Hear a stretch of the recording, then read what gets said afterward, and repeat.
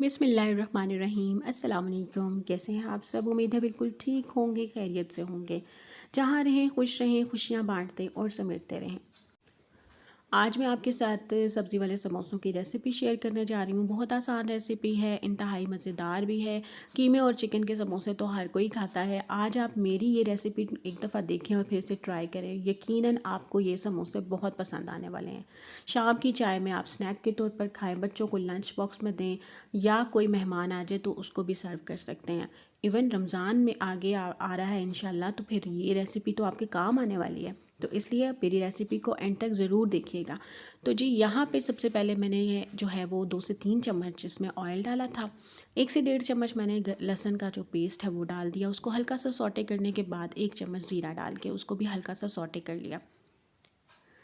इनको हल्का हल्का सौटे करना है, बहुत ज़्यादा इनका कलर चेंज नहीं करना, क्योंकि इनकी जो खुशबू है ना वही सबसे ज़्यादा मज़ेदार लगेगी। और उस इनकी जो लहसुन और ज़ीरे की जो खुशबू होती है ना, इसके साथ जो आपका स्नैक होता है ना किसी भी किस्म का, स्पेशली जो समोसे हैं, उनके अंदर फ्लेवर जो है ना वो बहुत ही ज़बरदस्त आता है। और भी तो यहाँ पे अब मैंने जो है वो एक छोटा फूल कैबेज का लिया था, उसको भी बारीक कट कर लिया। एक गाजर ग्रेट की थी, 2 शिमला मिर्च और एक जो है वो छोटा ऑनियन, उसको मैंने चॉप करके डाल दिया था। अब मैं इनको ज़्यादा ओवर कुक नहीं करूँगी, क्योंकि मुझे इनका हलवा तो बनाना नहीं है। इनको मैंने क्रंची ही रखना है, क्योंकि जब आप समोसे फ्राई करते हैं ना उसके बाद भी जब कुक हो जाता है तो तब भी इनकी क्रंचनेस ख़राब हो जाएगी और फिर वो अंदर हलवा बन जाएगा। और यहाँ पे जल्दी जल्दी मैं आपको बताती चलूँ कि मसाले जो हैं वो मैंने आधा चम्मच नमक, आधा चम्मच काली मिर्च, 1 चम्मच सूखा धनिया, 2 चम्मच इसमें मैंने चिकन पाउडर, 1 चम्मच इसमें सोया सॉस और 1 चम्मच विनेगर डाला था। और इन सब चीज़ों को अच्छे से मिक्स करके मैंने जो है वो थोड़ी देर के लिए पकाया था, तकरीबन 10-1 मिनट के लिए हल्की आँच पे। और कवर करके बिल्कुल नहीं पकाया, क्योंकि कवर करने से ना ये जो है वो नरम हो जाती, और जब आप फ्राई करें तो वो भत्ता बन जाए, अजीब सा ही लगेगा। हाँ, अब जो है वो तैयार हो गई, तो मैंने उसको कवर करके रख दिया। अच्छा, अब ये 3 अंडे मैंने बॉईल करके रखे हुए थे, इनको मैं ग्रेट कर रही हूँ। आप चाहें तो बारीक कट कर लें, चॉप कर लें, या हाथ से मसल कर भी डाल लें, लेकिन मैंने ग्रेट ज़्यादा इसलिए किए कि ज़रा उससे ना बिल्कुल बारीकी से वो ग्रेट होके निकल आते हैं, और फिर मिक्सिंग भी आसानी से हो जाती है, और वो मोटे मोटे चंक्स मुँह में नहीं आते ना। तो ये है कि अब ये जब आप मिक्स करेंगे तो फिर आप जब इसको बनाएंगे ना तो आपको बहुत पसंद आएगी ये रेसिपी। तो अभी मैं इसको साइड पे रखती हूँ। तो ये जो मावा मैंने बनाया था ना, ये अभी है गरम, तो मैं इसको एक बोल में डाल के थोड़ी देर ठंडा होने के लिए छोड़ दूँगी। अच्छा, मावा हमारा हो गया है ठंडा।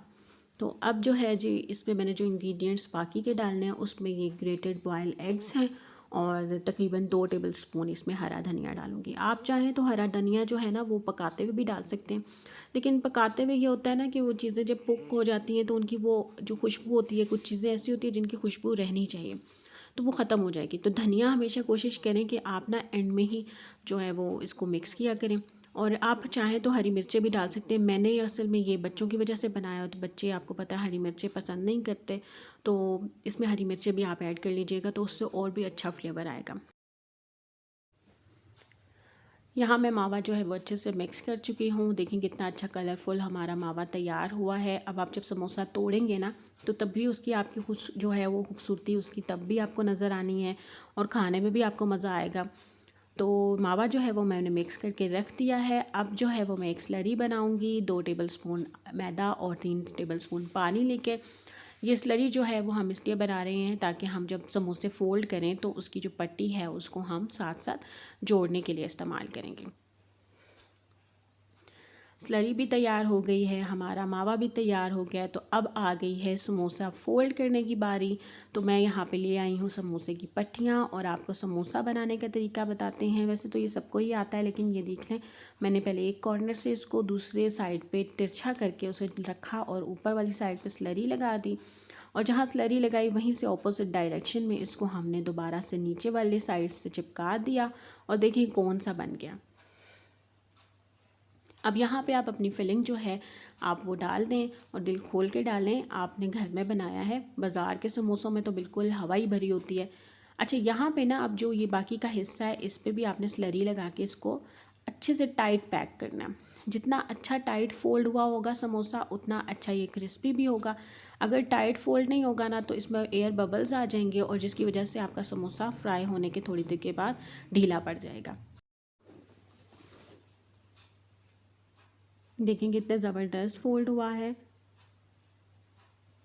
इसी तरह जो है वो मैंने बाकी भी सारे समोसे जो हैं वो अच्छे से फ़ोल्ड करके रख दिए हैं और अब जो है वो मैं इनको एक ट्रे में रखूँगी और इनको फ्रीज़ कर लूँगी। आप इनको 2 से 3 हफ़्ते तक आराम से यूज़ कर सकते हैं और बच्चों वाले घर में तो खैर ये 2 से 3 हफ़्ते बहुत मुश्किल से निकलते हैं, लेकिन ये है कि वैसे आप इनको फ्रीज़ कर सकते हैं 2 से 3 हफ़्ते। तो बाकी सब तो मैंने फ्रीज़ कर लिए थे। अब जो है वो जो मुझे चाहिए थे वो मैंने निकाले और फ्राई किए हैं। ये तकरीबन मेरे 30 to 35 समोसास बने थे और ये इंतहाई मज़ेदार और क्रिस्पी समोसे बने हैं। आप प्लीज़ इस रेसिपी को ज़रूर ट्राई कीजिएगा और मुझे कमेंट में ज़रूर बताइएगा कि आपको मेरी ये रेसिपी कैसी लगी। और मेरी रेसिपी को देखने के बाद वीडियो को लाइक और शेयर करें। चैनल पर नए हैं तो इसको सब्सक्राइब करें। इंशाल्लाह आपके साथ नेक्स्ट किसी अच्छी सी रेसिपी के साथ दोबारा मुलाकात होगी। तब तक के लिए अपना बहुत सारा ख्याल रखें। अल्लाह हाफ़िज़।